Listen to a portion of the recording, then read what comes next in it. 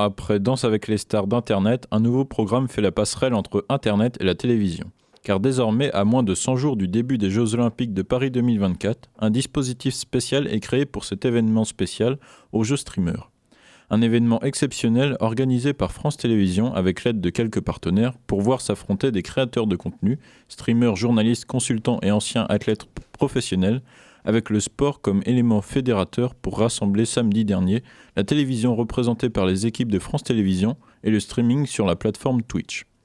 Cette journée de sport a donc eu lieu en physique à Paris La Défense Arena et est diffusée sur 2 chaînes Twitch dont je vous reparle dans un instant. Mais en quoi ça consiste exactement ? Eh bien, au jeu streamer, c'est une compétition amicale avec 8 équipes qui peuvent participer à 8 sports olympiques durant un total de 8 heures. Des sports que sont du tennis de table, du volley, du saut en longueur, du 60 mètres haies, du basket 3-3, de l'escalade, de l'escrime et enfin un sprint de 60 mètres.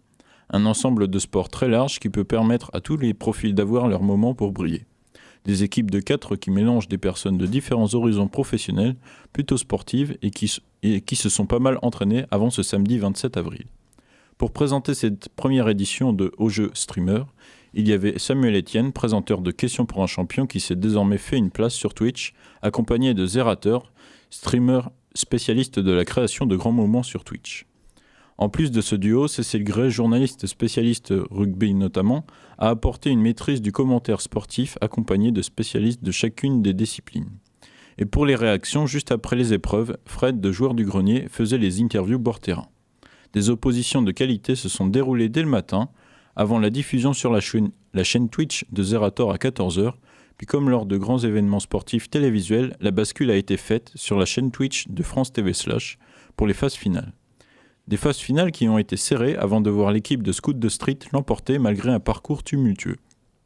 Mais au-delà du résultat, il faut en retenir l'ensemble et la bonne ambiance qui régnait dans les équipes équilibrées composées de différents milieux. Par exemple, dans son équipe, le streamer Domingo était accompagné par l'ex-athlète Stéphane Diagana, l'un du duo Wankill, et Émilie Tran Nguyen, journaliste notamment pour l'émission C'est à vous sur France 5.